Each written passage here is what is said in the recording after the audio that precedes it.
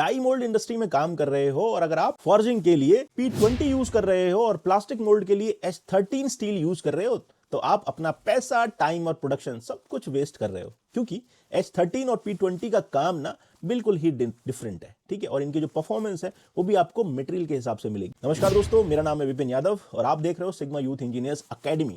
यहां पर हम आज डिस्कस करने वाले हैं डाई स्टील के बारे में। आज हम डिटेल में समझेंगे कि H13 और P20 स्टील का यूज कहां पर होता है, कौन सा स्टील कौन से डाई के लिए बेस्ट है और क्यों इसका इस्तेमाल किया जाता है, ये भी समझना बहुत जरूरी। सबसे पहले हम समझेंगे कि भैया स्टील टाइप और वर्किंग एनवायरनमेंट किस टाइप का होना चाहिए। अब समझते हैं H13 को। H13 एक हॉट वर्क टूल स्टील है। इसका काम होता है कि भैया एक्सट्रीम टेम्परेचर को हैंडल कर। P20 एक प्लास्टिक मोल्ड स्टील है। इसका काम होता है मॉडरेट मतलब कि मीडियम टेम्परेचर पे हाई सरफेस फिनिश और स्मूथ प्रोडक्शन देना। आपको समझना यह है H13 को डिजाइन ही इसलिए किया गया है ताकि ये 500 से 600 डिग्री टेम्परेचर पे भी अपनी स्ट्रेंथ यानी कि अपनी पावर जो है मेंटेन करके रखे। इसमें होता है क्रोमियम, मोलिब्डेनम और वेनेडियम। ये जो स्टील है वो हॉट हार्डनेस, वियर रेजिस्टेंस और थर्मल फटीग रेजिस्टेंस के लिए मानी जाती है। ये जो है ये सारी चीजें जो है प्रॉपर्टीज इसके अंदर मिलती है। हीट ट्रीटमेंट के बाद H13 की जो हार्डनेस होती है वो 48 से लेकर 52 HRC तक जाती है। और समझ लीजिए कि भैया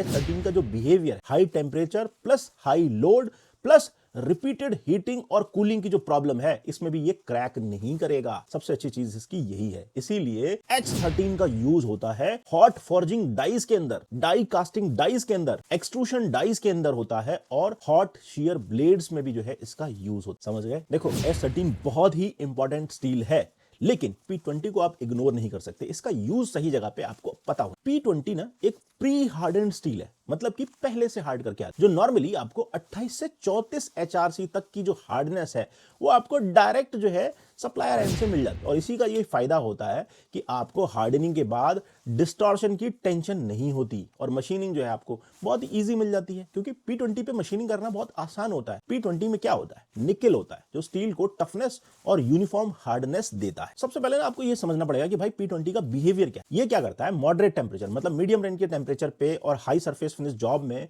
और लॉन्ग प्रोडक्शन रन में ना सबसे बढ़िया रिजल्ट देता है, ठीक है। इसीलिए P20 का यूज होता है आपका इंजेक्शन मोल्ड्स में, ब्लो मोल्ड्स में और डाई कास्टिंग मोल्ड बेसिस में। दूसरा आपका जो प्लास्टिक बॉटल्स की जो मोल्ड्स होते हैं वहां पर भी P20 यूज होता है, क्योंकि P से प्लास्टिक होता है तो ये याद कर लेना बहुत ही इंपॉर्टेंट चीज है, ठीक है। H से हार्डनेस प्लस हॉटनेस दोनों चीजें मिलती हैं, तो ये इस तरीके से याद कर सकते हो कि भैया ये कहां यूज होगा। H13 हाई टेम्परेचर स्टील है, P20 moderate temperature plastic mould steel है, ठीक है। H13 की हार्डनेस ज्यादा होती है, P20 की मशीनेबिलिटी आपको बेटर मिलेगी। H13 में थर्मल क्रैकिंग जो है होती ही नहीं है, मतलब कि बहुत ज्यादा रेजिस्ट करता है। और P20 क्या है, एक्सीलेंट पॉलिशिंग जो है आपको फिनिशिंग बेटर मिलती है, इसीलिए जो है ये प्लास्टिक मोल्ड्स में यूज होती है। अगर डाई फॉर्जिंग, हॉट एक्सट्रूशन या डाई कास्टिंग का काम है आपके पास तो आप H13 मटेरियल की जो है मंगाइए और उसकी जो है डाई, ठीक है। अगर आप प्लास्टिक मोल्डिंग का काम कर रहे हो तो P20 यूज करो। सिंपल से आपको समझना पड़ेगा कि भैया high hardness, high temperature H13, high surface finish, productivity better चाहिए